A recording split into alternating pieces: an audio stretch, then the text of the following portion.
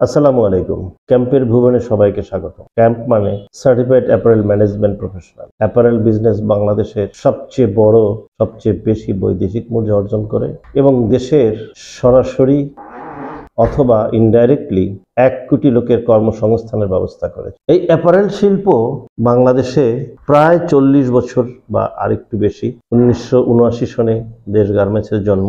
সেই থেকে আজ পর্যন্ত এতগুলো বছরে আমাদের রপ্তানির আয়ের পরিমাণ দাঁড়িয়েছে $46 বিলিয়ন এবং এই শিল্পে প্রায় 10,000-এর উপরে ইন্ডাস্ট্রি গড়ে উঠেছে। বিজিএমইএ বিকেএমইএ রেজিস্টার্ড 6,500, বিটিএমই এর প্রায় 2000। এছাড়াও শত শত আইটেমের অ্যাক্সেসরিজ ফ্যাক্টরি মানে cartoon factory, polybag factory, washing plant এবং বিশ্বের সবচেয়ে নামি দামি নামকরা থ্রেড কোম্পানি কোটস, ইটাফিল, এরকম আরো অনেক কোম্পানি এবং বিশ্বের সবচেয়ে বিশ্বাসযোগ্য আস্থার জায়গায় জিপার তৈরি করে ওয়াইকেকি জিপার, তাদেরও দ্বিতীয় বৃহত্তম কারখানা এই বাংলাদেশ ইপিজেডে। তার মানে এই শিল্পের সাথে জড়িত হাজারো ইন্ডাস্ট্রি গড়ে উঠছে। এই শিল্পগুলো আছে বলে বাংলাদেশে এতগুলো ব্যাংক চলছে, এতগুলো বীমা, এতগুলো ট্রান্সপোর্টেশন কোম্পানি, এছাড়াও অনেকগুলো লজিস্টিক কোম্পানি, এমনকি সিএনএফ এজেন্ট বা কোরিয়ার কোম্পানিগুলো। এভাবে হিসাব করলে বাংলাদেশের ইন্ডাস্ট্রি সমূহের একটা বৃহৎ অংশ এই অ্যাপারেল শিল্পের সাথে জড়িত। 6,500 আরএমজি ফ্যাক্টরি আছে বলেই 500টা স্পিনিং মিল চলছে, 900টা টেক্সটাইল মিল চলছে, 300টা ডাইং, প্রিন্টিং অ্যান্ড ফিনিশিং মিল চলছে। কারণ এই সবগুলো ইন্ডাস্ট্রির তৈরি করা উৎপন্নকৃত বস্তু আমরা আমাদের গার্মেন্টস প্রস্তুতির কাজে ব্যবহার করি। তাহলে এই শিল্প আমাদের দেশের অর্থনীতির প্রধান চাবিকাঠি। কিন্তু এই শিল্পের প্রধানত 2টা ভাগ। একটা হলো গার্মেন্টস শিল্পের আগের অংশটুকু, মানে যারা র মেটেরিয়াল তৈরি করে, আর সমস্ত র মেটেরিয়াল নিয়ে এসে যারা গার্মেন্টস প্রস্তুত করে, অ্যাসেম্বলিং করে। তাহলে কাপড় তৈরি করা পর্যন্ত একটা স্টেজ, যারা বাংলাদেশের টেক্সটাইল ইঞ্জিনিয়াররা সহ spinning mill, textile mill, printing mill, dyeing mill সহ অন্যান্য সকল মিলে এই শিল্পের এইটুকুর জন্য, এই স্পিনিং থেকে ডাইং ফিনিশিং মিল পর্যন্ত ইউনিভার্সিটি আছে ফুটেক্স নামে, ইঞ্জিনিয়ারিং টেক্সটাইল ইঞ্জিনিয়ারিং কলেজ আছে, টেক্সটাইল ডিপ্লোমা ইঞ্জিনিয়ারিং করানোর জন্য টেক্সটাইল ইঞ্জিনিয়ারিং এ 41টার উপর ইনস্টিটিউশন আছে। অথচ এই 6,500 ফ্যাক্টরি আরএমজির জন্য আমাদের যে লক্ষ লক্ষ শ্রমিকের সাথে প্রায় 500,000 ম্যানেজমেন্ট লাগে, সেই ম্যানেজমেন্ট তৈরির জন্য মাত্র হাতে গোনা কয়েকটা ইউনিভার্সিটি আছে। সেটা হলো বিজিএমই ইউনিভার্সিটি এবং শান্ত মারিয়াম ইউনিভার্সিটি। এছাড়াও আরো প্রায় 20-25টা ইউনিভার্সিটি আছে, তারা টেক্সটাইল ইঞ্জিনিয়ার তৈরি করে, তারা অ্যাপারেল ইঞ্জিনিয়ার তৈরি করে না। বাংলাদেশে 49টা ডিপ্লোমা ইঞ্জিনিয়ার তৈরি করার জন্য পলিটেকনিক ইনস্টিটিউট আছে। বাংলাদেশে সরকারিভাবে এই 49টি পলিটেকনিক ইনস্টিটিউট থাকার পরেও প্রায় 200-র মতো বেসরকারি পলিটেকনিক ইনস্টিটিউট আছে। এখানে আমাদের বিবিএ এমবিএ পড়ানোর জন্য পাবলিক ইউনিভার্সিটি এবং প্রাইভেট ইউনিভার্সিটি আছে। 53টি প্রাইভেট পাবলিক ইউনিভার্সিটি এবং 167টার মতো প্রাইভেট ইউনিভার্সিটি, যারা বিবিএ এবং এমবিএ সহ মাত্র কয়েকটা বিষয়ের উপরে তারা অনার্স মাস্টার্স দিয়ে থাকেন, যেমন সিএসি, ট্রিপলি, মিডিয়ান জার্নালিজম বা আরো এরকম হাতে গোনা কয়েকটা বেসিক আর্টস, সায়েন্স, কমার্স মিলিয়ে কয়েকটা বিষয়ের উপরে তারা অনার্স এবং মাস্টার্স করিয়ে থাকেন। কিন্তু এই আরএমজি সেক্টরে যদি আমরা বিবিএ ইন অ্যাপারেল মার্কেটিং অথবা BBA in apparel supply chain management অথবা BBA in apparel manufacturing, knit, woven এবং সোয়েটার তৈরি করতাম, তাহলে এই সকল ইন্ডাস্ট্রিতে আমাদের বিদেশি এক্সপার্ট নিয়োগের পরিমাণ কমে যেত। কিভাবে? এই যে বিবিএ পাস করা, major in HR and major in marketing যে কোনো বিষয়ের উপরই করানো হয়, কিন্তু যদি তাদের স্পেশালিটি থাকতো আরএমজি মার্কেটিং, তাদের যদি মেজরিটি থাকতো আরএমজি সাপ্লাই চেইন ম্যানেজমেন্ট, তাদের যদি মেজরিটি থাকতো apparel manufacturing woven, apparel manufacturing knit, apparel manufacturing sweater এবং আরএমজি রিলেটেড ইন্ডাস্ট্রিয়াল ইঞ্জিনিয়ারিং এবং ইঞ্জিনিয়ার ইন আরএমজি অথবা অ্যাপারেল মেশিনারিজ, আমরা যে সমস্ত মেশিনপত্র spinning mill, knitting mill, dyeing mill, textile mill, finishing mill, printing mill অথবা garments গুলোতে use করি, এই সবগুলো মেশিন এখন যারা মেনটেনেন্স করেন তারা এই শিল্পে ঢুকে ছোটখাটো ওই মেশিন ম্যানুফ্যাকচারিং কোম্পানির মাধ্যমে ট্রেনিং নিয়ে কখনো কখনো দু একজন হয়তো বিএসসি ইঞ্জিনিয়ার অথবা ডিপ্লোমা ইঞ্জিনিয়াররা এই সুযোগটা গ্রহণ করেন। আর আমরা যদি শুধু এই শিল্প রিলেটেড ইঞ্জিনিয়ার তৈরি করতাম তাহলে এই 10,000 ইন্ডাস্ট্রিতে মুহূর্তেই 20 থেকে 30,000 মেইনটেনেন্স ইঞ্জিনিয়ার আমরা চাকরি দিতে পারতাম। আমরা সেটা করছি না। আমাদের এই শিল্পের সাথে জড়িত কিছু এক্সপার্ট, বাংলাদেশে প্রায় 1 মিলিয়নের উপরে বিদেশি লোক কাজ করে।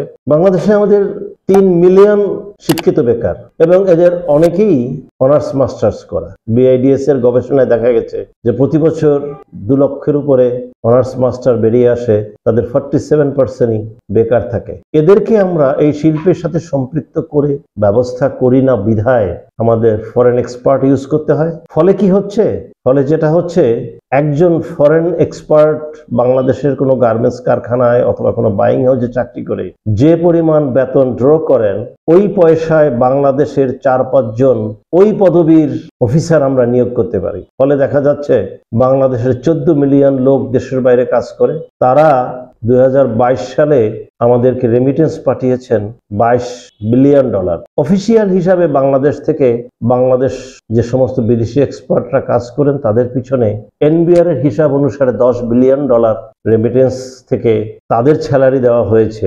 মূলত এই অর্থে প্রায় এই $10 বিলিয়ন সাথে আরো $10 বিলিয়ন খরচ হয়ে যায়। তাহলে আমাদের 14 মিলিয়ন লোক দেশের বাইরে কাজ করে $20 বিলিয়ন নিয়ে আসে, আর 1 মিলিয়ন লোক প্রায় 20 থেকে $22 বিলিয়ন নিয়ে যায়। এটা বন্ধ করার একমাত্র পথ আমাদের বাংলাদেশের শিক্ষিত বেকারদের এই শিল্পের সাথে সম্পৃক্ত করা। আমরা অনেকে জানি অথবা জানার চেষ্টাও করি না, ফলে জানি না। আপনি দেখেন গত 5 বছরের বুয়েট থেকে পাশ করা ইঞ্জিনিয়ারদের ডাটা নেন, তাদের 40 থেকে 50% ইঞ্জিনিয়ার দেশের বাইরে উচ্চশিক্ষার নামে চলে গেছে, আর ফিরে এসেছে তাদের সংখ্যা নাই বললেই চলে, এবং তারা আর আসবে না বললেও চলে। এরকম অনেক ডাক্তার এবং ইঞ্জিনিয়ার, কৃষি বিজ্ঞানী, মেরিন ইঞ্জিনিয়ার, এরোনটিক্যাল ইঞ্জিনিয়ার, বিশেষভাবে বিশেষায়িত যাদের পিছনে বাংলাদেশ সরকারের লক্ষ লক্ষ টাকা ব্যয় হয়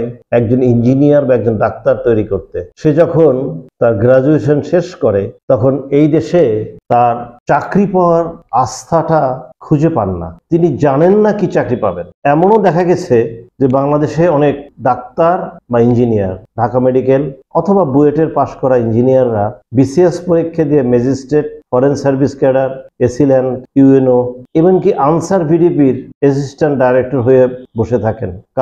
কারণ তারা জানেন যে এই চাকরিটা না পেলে সে ডাক্তার বা ইঞ্জিনিয়ার হিসেবে যে চাকরিটা পাবেন সেই চাকরিটা এই বিসিএস এর চাকরিটা চাইতেও কম অর্থ উপার্জনের পথ হবে, অথবা তার কাঙ্ক্ষিত লক্ষ্যে সে পৌঁছতে পারবে না। সেই হতাশা থেকেই তারা তাদের ট্রাক চেঞ্জ করেন অথবা দেশ থেকে বেরিয়ে যান।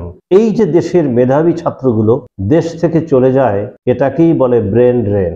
আমাদের দেশের ব্রেন ড্রেনের ফলে গত 20 বছরে ডাটা নেন, প্রতি বছর প্রায় 70 থেকে 80 হাজার অথবা 1 লক্ষ লোক শিক্ষার নাম করে উচ্চশিক্ষার্থে দেশের বাইরে চলে যান। সেখানে যেয়ে তারা উচ্চশিক্ষা নেন এবং ওখানেই তারা তাদের চাকুরি, ব্যবসা অথবা বাসস্থানের ব্যবস্থা চূড়ান্ত করে ফেলেন। চিন্তা করেন তো, এই একজন ডাক্তার ইঞ্জিনিয়ার তৈরি করতে এই 18 কোটি লোকের ট্যাক্সের পয়সায় যে ভর্তুকি দেওয়া হয়েছিল, কথা ছিল এই ডাক্তার ইঞ্জিনিয়াররা এই দেশের মানুষের সেবা করবে। বাংলাদেশে প্রতি 10,000 লোকের জন্য 5.7% ডাক্তার আছে। বাংলাদেশে এই মুহূর্তে 1 লক্ষের মতো নার্স বিভিন্ন হাসপাতালে চাকরি করে, অথচ আমাদের দেশে নার্সের দরকার যে গাইডেড লাইন দেওয়া আছে, ওয়ার্ল্ড হেলথ অর্গানাইজেশনে যে গাইডেড লাইন দেওয়া আছে, সেই গাইডেড লাইন অনুসারে এদেশে 3 লক্ষের উপরে নার্স দরকার নেই, অথবা আছে তাদেরকে চাকরি দিতে পারছিস না। ব্যাপারটা কতই করুন, 10 জন লোকের জন্য ডাক্তার নার্স মিলে এবং মিডওয়াইফ মিলে 6 জন লোক কাজ করে। কত স্বাস্থ্যগতভাবে কত ভঙ্গুর আমরা, অথচ এদেশেরই lakh lakh doctor, nurse, engineer দেশের বাইরে চলে যাচ্ছে।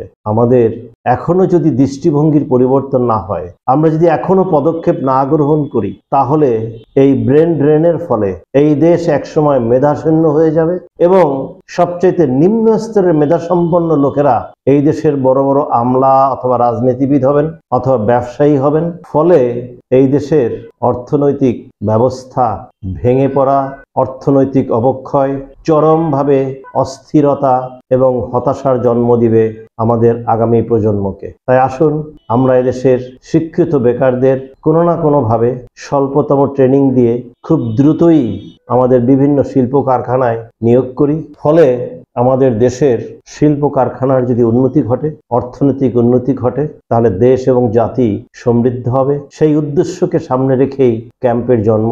ক্যাম্প মাত্র 6 সপ্তাহে 24টা ক্লাস 36 ঘন্টায় একজন সার্টিফাইড অ্যাপারেল ম্যানেজমেন্ট প্রফেশনাল হিসেবে গড়ে তোলেন। মূলত উনি বাংলাদেশের যে কোনো ইন্ডাস্ট্রিতে কাজ করতে সুযোগ পেলে নিজের যোগ্যতাকে তুলে ধরার সুযোগ পাবেন, সেই আশা রেখে সকলকে ধন্যবাদ জানিয়ে এখানে শেষ করছি। ধন্যবাদ।